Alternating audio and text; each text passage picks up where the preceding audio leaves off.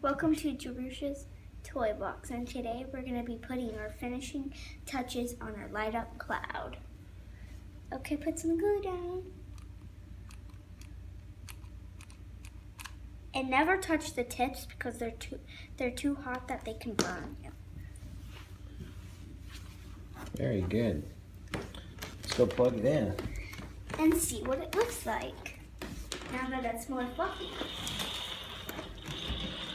Basically, we just took a old milk jug and we attached a wire to it and we filled it up with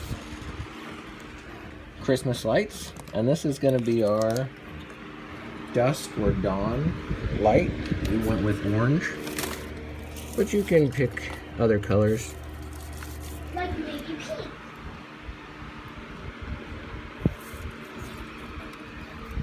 Alright, check that cloud out. That's gonna look really cool at nighttime. Yeah.